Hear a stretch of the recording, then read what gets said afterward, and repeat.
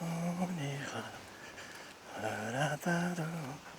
À travers les chants de Saintonge, il fredonne des mélodies d'un autre temps.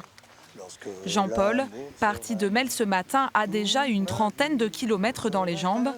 Son parcours a débuté dans le Maine-et-Loire, direction Saint-Jacques-de-Compostelle. C'est avant tout pour mes parents qui sont partis relativement jeunes, avant 60 ans. Et puis c'est en leur mémoire. Et puis après, c'est pour moi-même.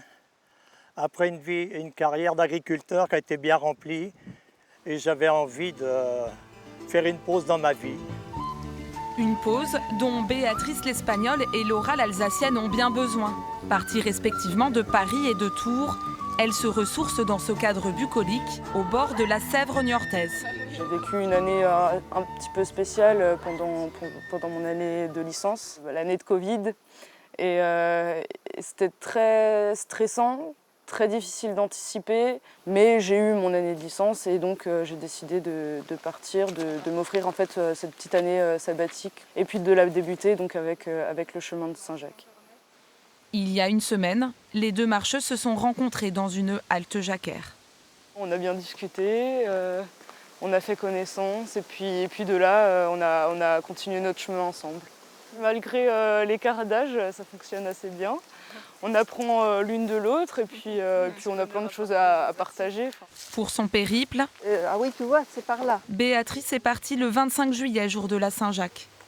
La fête tombait un dimanche, ce qui fait de 2021 une année sainte pour les pèlerins. C'est bien clair que je marche en pèlerinage. Ce n'est pas une randonnée pour moi, ça a un côté religieux. Le pèlerinage, c'est une réflexion sur la vie, sur l'avenir, une recherche de soi-même aussi, se vider de tout ce dont on est plein et se remplir de tout ce dont on est vide, comme disait Saint-Augustin, non ? Moins connue que la route du Puy-en-Velay, la voie de Tours traverse la Charente-Maritime du nord au sud. Elle est empruntée chaque année par des centaines de pèlerins, comme ce jeune homme et sa mère, en provenance de République tchèque.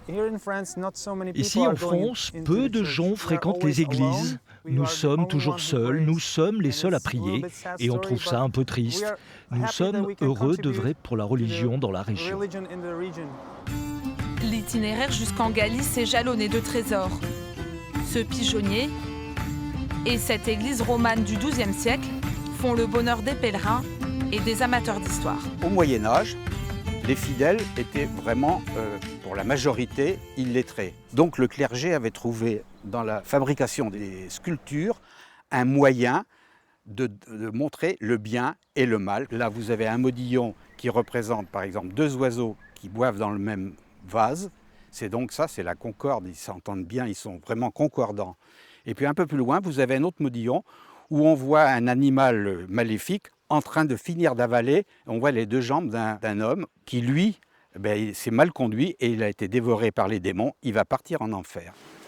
Fatigué par une marche et un vent intense, Je suis bien content d'arriver. Jean-Paul arrive enfin au refuge. Étape indispensable pour tout pèlerin, faire tamponner sa crédentiale. Là, c'est mon passage ici. C'est une étape de plus dans mon chemin de Saint-Jacques. Alors que la lumière décline progressivement à Aulnay, Jean-Paul rencontre deux pèlerins. Après une longue distance parcourue seule, ils se racontent leur journée et partagent leurs expériences. Il y a une âme de pèlerin qui se retrouve partout. Il y a oui, l'aventurier. Il y a un besoin, on a échangé un petit peu. On avait tous besoin, c'est vraiment vital de faire une pause dans sa vie. Quel que soit le métier, il y a toujours une raison pourquoi on fait ce chemin. Demain, chacun reprendra son bâton de pèlerin en solitaire. Car Saint-Jacques-de-Compostelle est avant tout un parcours spirituel personnel. Chacun sa route, chacun son chemin. Passe le message à ton voisin.